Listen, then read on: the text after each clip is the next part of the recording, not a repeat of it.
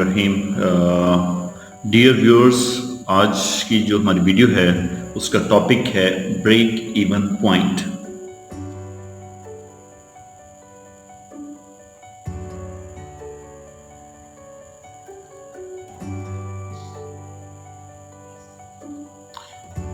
Break even point में जो topic में आज हम डिस्कस करेंगे उसमें सबसे पहले तो हम बात करेंगे कि ब्रेक इवन पॉइंट क्या चीज़ है, इसको समझेंगे।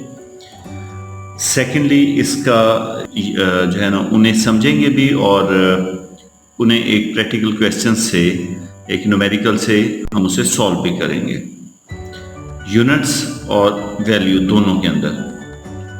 फिर साथ ही साथ में हम देखेंगे कि ब्रेक इवन का जो ट्रेडिशनल चार्ट है, ये कन्वेंशनल ब्रेक इवन चार्ट, वो कैसे बनाया जाता है। चार्ट की मदद से ब्रेक इवन को समझेंगे और इस वीडियो के एंड पे हम लोग देखेंगे कि ब्रेक इवन पॉइंट की अजम्पशंस क्या हैं और उसकी लिमिटेशंस क्या हैं। तो चलिए ब्रेक इवन को शुरू करते हैं। ब्रेक इवन पॉइंट वो आपका पॉइंट ऑफ सेल है जहां पर आपके जो टोटल रेवेन्यू हैं वो इक्वल हो जाते हैं total cost of the business. ये एक शॉर्ट टर्म डिसीजन मेकिंग की टेक्निक है ब्रेक इवन पॉइंट, जिसमें हम ये देखते हैं कि हम अपने रेवेन्यूज़ कितने इकट्ठे करें ताकि वो कॉस्ट को इक्वेट कर जाएं। तो वो पॉइंट जहां पर टोटल रेवेन्यू और टोटल कॉस्ट दोनों बराबर हो जाती हैं। फॉर सपोज कि 10,000 अगर हमारे रेवेन्यू होते हैं और 10,000 ही कॉस्ट आती है, इसका मतलब ये हुआ कि 10,000 जो रेवेन्यू है वो हमारा ब्रेक इवन है, राइट। तो इसको फॉर्मूले की मदद से हम सॉल्व करते हैं। हमारे पास ब्रेक इवन को फाइंड आउट करने के दो मेथड्स हैं। नंबर 1, यूनिट्स के अंदर हम लोग फाइंड आउट करते हैं ब्रेक इवन पॉइंट, और दूसरा हमारे पास मेथड है वैल्यू के अंदर या अमाउंट के अंदर। यूनिट्स या अमाउंट, दो हमारे पास एग्जामिनर जो है ना वो यूनिट्स में भी क्वेश्चन कर सकता है आपसे, और इसी तरह वो पूछ सकते हैं कि अमाउंट के अंदर ब्रेक इवन आप फाइंड आउट करें। तो इसके लिए डियर व्यूअर्स, आप एक चीज़ पॉइंट आउट मैं करना चाहूँगा यहाँ पर, उसे ज़रा गौर से देखिएगा कि जो डाटा अवेलेबल होता है, डाटा हमारे पास यहाँ पर बहुत ऐसे स्मॉल डाटा है। फॉर एग्जांपल मैं यहाँ पर लेता हूँ fix cost of the organisation, वो है $4,000। ये अगर 1 मंथ की है तो ब्रेक इवन पॉइंट 1 मंथ के लिए निकलेगा, और अगर ये पर ईयर आपकी जो है ना वो $4,000 कॉस्ट है, फिक्स कॉस्ट, जिसमें आपकी प्रोडक्शन की फिक्स कॉस्ट और नॉन प्रोडक्शन बोथ, तो यहाँ पर 4,000 जो जिस पीरियड के लिए भी होगा ब्रेक इवन उसके लिए कैलकुलेट किया जाएगा। इन एडिशन टू दैट आपको सेलिंग प्राइस भी गिवन होगी। यहाँ पर मैं सपोज करता हूँ $10, और वेरिएबल कॉस्ट पर यूनिट भी गिवन है, दैट इज 6। तो ये इंफॉर्मेशन आपके पास गिवन होगी। Fix cost for the period वो गिवन होगी, सेलिंग प्राइस, यहाँ पर मैं सिंपल एग्जांपल ले रहा हूँ, कई दफ़ा सेलिंग प्राइस नहीं दी होती, हमने फाइंड आउट करनी होती है, और वेरिएबल कॉस्ट गिवन होगी। जब ये इंफॉर्मेशन हमारे पास 3 इंफॉर्मेशन आ जाएं तो हम यूनिट्स का ब्रेक इवन और अमाउंट का, दोनों का ब्रेक इवन हम फाइंड आउट कर सकते हैं, दोनों फॉर्मूला हम अप्लाई कर सकते हैं, राइट। तो यहाँ पे एक सबसे पहले मैं फॉर्मूला लिखता हूँ यूनिट्स के हवाले से, वो याद रखिए। वो फॉर्मूला क्या है, फिक्स कॉस्ट या total fix cost. Fix cost को आपको पता है पीरियड कॉस्ट भी कहते हैं, क्योंकि इसका ताल्लुक एक स्पेसिफिक पीरियड से होता है, प्रोडक्शन के साथ नहीं होता। आप प्रोडक्शन करें ना करें, फिक्स कॉस्ट आपको बेयर करना पड़ती है, divided by contribution per unit. ये आपका बेसिक फॉर्मूला आ गया। तो आपके पास वैल्यूज गिवन है, वैल्यूज को यहाँ पर प्लेस करते हैं तो आपका आंसर देखते हैं क्या आता है। $4,000 divided by contribution per unit है $4। वो कैसे आया? कंट्रीब्यूशन क्या होता है कि जब आप सेलिंग प्राइस में से वेरिएबल कॉस्ट को लेस करते हैं तो ये आपका कंट्रीब्यूशन कहलाता है। तो यहाँ पर 10 में से 6 निकालेंगे तो 4 कंट्रीब्यूशन है हर यूनिट का, जब हम $10 का $10 का उसे सेल करते हैं, $6 उसकी वेरिएबल कॉस्ट है, वो उसमें से माइनस कर देते हैं, तो रिमेनिंग अमाउंट जो आपकी है वो कंट्रीब्यूशन कहलाता है टूवर्ड्स योर फिक्स कॉस्ट। तो यहाँ पर हमने इसको वैल्यू को प्लेस किया, तो इसका आंसर आया $10,000। सॉरी, ये क्योंकि अमाउंट में यूनिट्स में है, तो इसका आंसर आएगा जो है ना वो 1000 यूनिट्स। कि अगर एक स्पेसिफिक पीरियड जो दिया गया, मंथ दिया गया, उसकी फिक्स कॉस्ट अगर 4000 है, 10 सेलिंग प्राइस है, वेरिएबल कॉस्ट 6 है, तो अगर हम 1000 यूनिट बनाकर बेचेंगे, 1000 यूनिट बनाकर बेचेंगे, तो हमारी जो हमारे टोटल जो रेवेन्यू है और टोटल कॉस्ट दोनों बराबर हो जाएंगे। इसको प्रूफ करके देखते हैं। देखिए, आपके पास सेल्स आ गई। सेल्स कितने यूनिट लेने हैं? ये वाले जो गिवन यूनिट हैं ये हम लेंगे 1000 units multiplied by selling price इसकी ऑलरेडी गिवन है विच इज़ $10। ये देखिए $10, ये डाटा हमारे पास बेसिक जो है ना वो गिवन था, और यहाँ पर आपका जो है ना वो $10 मल्टीप्लाई करेंगे, तो ये $10,000 आपका सेल्स रेवेन्यू आ गया। मीन्स के 10,000 रेवेन्यू पर आपको कोई भी बचत नहीं होगी, ना प्रॉफिट होगा ना लॉस होगा। इसमें से फिर लेस हम करेंगे वेरिएबल कॉस्ट। और ये जो इनकम स्टेटमेंट हम बना रहे हैं, इनकम स्टेटमेंट ये मार्जिनल कॉस्टिंग की टेक्निक पे बना रहे हैं, मार्जिनल कॉस्टिंग वाली इनकम स्टेटमेंट बना रहे हैं। तो सेल में से पहले वेरिएबल कॉस्ट लेस करेंगे। वेरिएबल कॉस्ट इन्हीं 1000 यूनिट की जिनको हमने बेचा, और $6 इसकी जो है ना वो वेरिएबल कॉस्ट थी, तो $6,000 आपका वेरिएबल खर्चा आ गया। तो देखिए कंट्रीब्यूशन कितना आता है, दैट इज $4। ये टोटल कंट्रीब्यूशन है, total contribution is equal to $4,000। इसमें से फिर हमने लेस कर देना है fix cost, means period cost. इसको मैं पीरियड कॉस्ट कि वो स्पेसिफिक पीरियड जिसकी कॉस्ट हम ले रहे हैं उसे माइनस कर देंगे इसमें से, क्योंकि हमने उस स्पेसिफिक पीरियड में 1000 यूनिट बनाकर बेचे हैं, तो इसे माइनस कीजिए और आपके पास जो आंसर आएगा वो आ जाएगा 0। मीन कि नो प्रॉफिट नो लॉस। लिहाजा यहाँ पर प्रूफ हो गया कि 1000 unit is break even point. So after selling 1000 unit for $10,000 we don't have any profit, neither profit nor loss, right? तो अभी इसका अमाउंट के अंदर हम देख लेते हैं। अमाउंट के अंदर आपका जो फॉर्मूला है उसमें थोड़ी सी चेंज है। वो क्या, fix cost numerator as it is आएगा, लेकिन divided by CS ratio, contribution to sales ratio. तो कंट्रीब्यूशन टू सेल्स रेशियो यहाँ पे हम मालूम कर सकते हैं। CS ratio stands for contribution है $4 डिवाइडेड बाय सेलिंग प्राइस है $10। तो ये आपका आंसर जो आ जाएगा वो आ जाएगा 0.40। तो ये आपका CS आ गया। तो यहाँ पे वैल्यूज आप रखें, $4,000 आपकी फिक्स कॉस्ट है ओवर 0.40। तो जब आप इसे डिवाइड करेंगे तो आपके पास जो आंसर आएगा वो आएगा $10,000। ये वही अमाउंट है जो ऑलरेडी आप प्रूफ कर चुके हैं। मींस के आपका बेशक आप यूनिट्स में निकाल लें, बेशक आप वैल्यू में निकाल लें, दोनों में आपका जो है वो आंसर वो सेम आएगा। तो अब इसको हम देखते हैं जो इसका ग्राफ है वो कैसे बनेगा।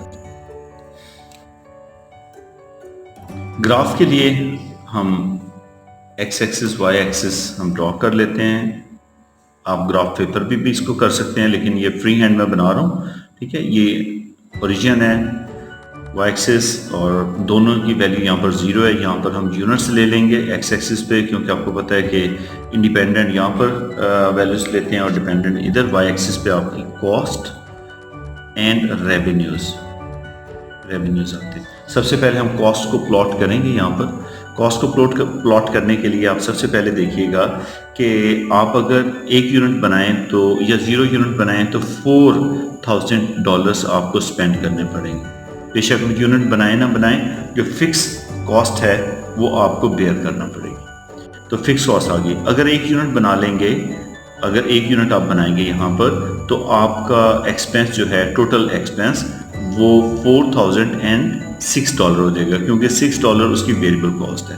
तो ये पॉइंट यहाँ लग जाएगा। ऐसे ही नेक्स्ट पॉइंट इधर। तो आप इसको जब आप इन पॉइंट्स को मिलाएंगे तो कुछ इस तरह से आपकी कॉस्ट का ग्राफ बनेगा, टोटल कॉस्ट, जिसमें आप देख रहे हैं कि स्लाइडली ऊपर की जानिब जो है ना, राइट साइड पे जा रहे हैं। तो इसकी जो ये वाली लाइन है, इसको मैं थोड़ा सा दूसरा पेन यूज़ करता हूँ। ये जो इसका पोर्शन है, ये वाला, ये देखिए, अगर आपकी एक्टिविटी यहाँ पर है, फॉर एग्जांपल 100 यूनिट्स है, तो तब भी फिक्स कॉस्ट आपकी 4000 ही आएगी, लेकिन वेरिएबल कॉस्ट जो है वो ये हाइट होगी। अगर मैं यहाँ पर आऊँगा, फिक्स कॉस्ट उतनी रहेगी, लेकिन वेरिएबल कॉस्ट की हाइट बढ़ जाएगी। सो जैसे जैसे आप यूनिट ज़्यादा करते चले जाएंगे, आपकी जो वेरिएबल कॉस्ट है वो आपको जो है ना वो ज़्यादा बेयर करना पड़ेगी। तो ये वाला पोर्शन आपका फिक्स कॉस्ट का है, और ये वाला सारा का सारा variable cost, total variable cost का। चलिए अब हम बनाते हैं रेवेन्यू का।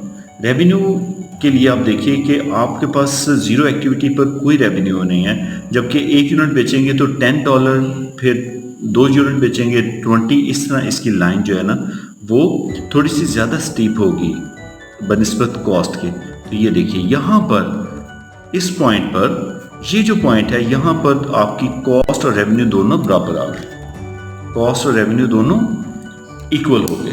तो ये वाला पॉइंट आपका जो है वो ब्रेक इवन पॉइंट आएगा, ब्रेक इवन पॉइंट। तो क्योंकि ये मैंने फ्री हैंड किया है, तो इसलिए मैं ग्राफ पे बनाएंगे तो आपको पता है स्केलिंग हमें प्रॉपर लेनी पड़ती है। मैं फ्री हैंड बना रहा हूँ, पेपर में आपने भी फ्री हैंड बनाना है, जस्ट इसको आपने शो करना है। ऐसे नीचे जो इसका आप परपेंडिकुलर ले लेंगे, तो यहाँ पर वाई एक्सिस के ऊपर जब ये जिस पॉइंट पर मिलेगी वो आप 10,000 लिखेंगे, क्योंकि आपके फॉर्मूले में 1000 यूनिट्स है। तो इसी तरह इसको वाई एक्सिस पे जब आप लेके जाएंगे, तो जब आप यहाँ पर लेके आएंगे तो इसकी वैल्यू बनेगी 10,000, राइट। तो ये आपका ब्रेक, इसे जो है ना वो, ये आपका ब्रेक इवन पॉइंट है। इसको आप कन्वेंशनल ब्रेक इवन चार्ट भी कहते हैं, कन्वेंशनल ब्रेक इवन पॉइंट भी कहते हैं। तो इस पे इसका फर्दर एनालिसिस करते हैं। वो क्या कि 10,000 पर आपके जो टोटल रेवेन्यू है, सॉरी इसको मुझे यहाँ ऐसे लिखना चाहिए था, टोटल रेवेन्यू और टोटल कॉस्ट जो है वो इस पॉइंट पर दोनों इक्वेट कर गए, बराबर कर गए। यानी कि इस पॉइंट के ऊपर जो टोटल रेवेन्यू है और टोटल कॉस्ट दोनों बराबर आ गए। यानी कि ये 10,000 टोटल रेवेन्यू डॉलर्स में, और इसी तरह 10,000 ही आपकी टोटल कॉस्ट आई है, जो कि आपको यहाँ से भी नजर आ रहा है। 4,000 आपकी फिक्स कॉस्ट है, और यहाँ से यहाँ तक 6,000 ऐड करेंगे, टोटल हाइट 10,000 की आई है, और इसमें 6,000 जो पोर्शन है वो आपका वेरिएबल कॉस्ट का है। तो 10,000 plus 6,000 plus 4,000 equals to 10,000 cost है, 10,000 आपका रेवेन्यू है, राइट। अब अगर इसका ये एरिया देखते हैं, अगर मैं इस पॉइंट को ले लूँ, तो ये फॉर एग्जांपल यहाँ पर जो है ना वो थे 80 यूनिट थे फॉर सपोज। तो इसका रेवेन्यू टोटल ये था, इस हाइट पे था, जबकि इसकी टोटल कॉस्ट जो है ना वो इस हाइट पे थी। तो ये वाला जो गैप है इसका, ये इसका लॉस शो हो रहा था। जब मैं 100 पे जाऊंगा तो लॉस कम हो जाएगा, जब मैं 300 पे जाऊंगा तो और कम हो जाएगा। इसी तरह 500, 600, 700, यानी कि मैं 1000 तक पहुंचूंगा तो लॉस कम होता होता 0 हो जाएगा। तो ये वाला सारा एरिया जो आपका है ये लॉस को शो कर रहा है, ये लॉस का एरिया। और इसी तरह जैसे ही मैं 1001 यूनिट पर आऊँगा तो मेरा जो कंट्रीब्यूशन पर यूनिट है वो प्रॉफिट में कन्वर्ट होता चला जाएगा। यहाँ पर प्रॉफिट, यहाँ से यहाँ तक प्रॉफिट आपको शो हो रहा है। अगर मैं इस पॉइंट पे रहता हूँ तो ये मेरी कॉस्ट है, ये मेरा जो है ना रेवेन्यू है, तो इनके दरमियान जो फ़र्क है वो मेरा प्रॉफिट है। तो ये प्रॉफिट रीजन है, राइट। तो ये आपका प्रॉफिट रीजन आ गया। यहाँ पे एक और चीज़ बहुत इंटरेस्टिंग मैं आपसे शेयर करूँ, वो ये है कि आपका जो आफ्टर ब्रेक इवन जितना कंट्रीब्यूशन है वो प्रॉफिट में कन्वर्ट हो जाता है। मैं इसको दोबारा रिपीट करता हूँ बात को कि आफ्टर ब्रेक इवन पॉइंट जो आपका कोड कंट्रीब्यूशन है, contribution is equal to profit, contribution is equal to profit. Okay, so इसको मैं लेके चलता हूँ। फॉर एग्जांपल आपने 1001 यूनिट सेल किए, तो इस पर आपका जो रेवेन्यू है वो आ जाएगा, और जबकि ये रेवेन्यू आ जाएगा और कॉस्ट आपकी जो है ना वो आ जाएगी 06। तो इसको आप जब सॉल्व करेंगे तो $4 आपका प्रॉफिट आ जाएगा। तो लिहाजा आप बहुत इजीली, अगर आपको ब्रेक इवन पॉइंट का पता है और कंट्रीब्यूशन का पता है, तो अगर 1000 से ज़्यादा जितने भी यूनिट आप सेल कर रहे हैं, फॉर एग्जांपल यहाँ पे 1200 अगर कर रहे हैं, तो 1200 पर प्रॉफिट कितना आएगा। तो देखिए कि ब्रेक इवन से ऊपर कितने यूनिट्स हैं। ब्रेक इवन आपका ये 1200 यूनिट हैं और ब्रेक इवन में 1000 यूनिट थे। 200 यूनिट आपने एक्स्ट्रा बेचे और उसका कंट्रीब्यूशन पर यूनिट है $4, तो मीन के आपको $800 का प्रॉफिट आ जाएगा। कितने यूनिट्स बेचकर? 1200 बेचकर। तो ये आपने इसका ख्याल रखना है। इसके बाद फिर इसके आते हैं हम अजम्पशन और लिमिटेशंस की तरफ। तो अजम्पशन ब्रेक इवन की पहली अजम्पशन ये है कि जो आपकी फिक्स कॉस्ट है वो चेंज नहीं होगी, does not change. Fix cost वैसे भी चेंज नहीं होती, ठीक है। और लेकिन आप डेफिनेटली जब आप नेक्स्ट कोई कॉन्ट्रैक्ट करते हैं तो उस पीरियड के लिए चेंज हो जाती है। सेकंड है selling price does not change. Third में है जबकि ऐसा पॉसिबल नहीं है। सेलिंग प्राइस आपको जैसे कोई कॉन्ट्रैक्ट आता है, नया कॉन्ट्रैक्ट कोई मिलता है या कोई आपको बल्क में ऑर्डर देता है, तो आप उसको जो है ना वो चेंज कर देते हैं, सेलिंग प्राइस कम कर देते हैं। Variable cost does not change. Economics वाले कहते हैं नहीं ये तो नहीं होता, वेरिएबल कॉस्ट तो चेंज होती रहती है इकोनॉमी स्केल की वजह से, बिल्कुल ठीक कहते हैं। लेकिन हमने बीइंग एन अकाउंटेंट कहीं ना कहीं स्टैटिक होके कहीं ना कहीं अपनी पोजीशन लेकर हम डिसीजन लेंगे। तो ये चीज़ें, इसका मतलब है फोर्थ के अंदर आपका जो कंट्रीब्यूशन है पर यूनिट वो डज नॉट चेंज। टोटल तो होगा लेकिन पर यूनिट जो है ना वो चेंज नहीं होगा। Selling price per unit does not change, variable cost per unit does not change, और जो कंट्रीब्यूशन पर यूनिट है वो डज नॉट चेंज। ये इसकी अजम्पशन है। ये इसकी लिमिटेशन बन जाती हैं क्योंकि सेलिंग प्राइस भी आपको चेंज करना पड़ती है जैसे जैसे ऑर्डर आपका होता है, और वेरिएबल कॉस्ट को भी आपको जो है ना वो जैसे इकोनॉमी स्केल की वजह से चेंज हो जाता है। और जाहिर है दोनों के अंदर एक में भी वेरिएशन आई, दोनों में अगर चेंज आई तो आपका कंट्रीब्यूशन भी जो है ना पर यूनिट चेंज हो जाएगा। और लास्ट जो थिंग है वो इसमें यह है कि इन्वेंट्री जो है ना निग्लिजिबल होगी, यानी कि जो यूनिट्स प्रोड्यूस्ड हैं are equals to units sold. तो ये आपकी जो है ना वो लिमिट अजम्पशन थी, यही इनकी लिमिटेशन है। इसमें जो नेक्स्ट टॉपिक हमने डिस्कस करना है उसके अंदर हमने मार्जिन ऑफ सेफ्टी डिस्कस करेंगे, उसका ग्राफ, और उसके बाद हम इसके अंदर जो है ना टारगेट सेल्स के ऊपर बात करेंगे, ठीक है। और ये नेक्स्ट वीडियोस आप देखिएगा। स्टे ब्लेस्ड, अल्लाह हाफिज़।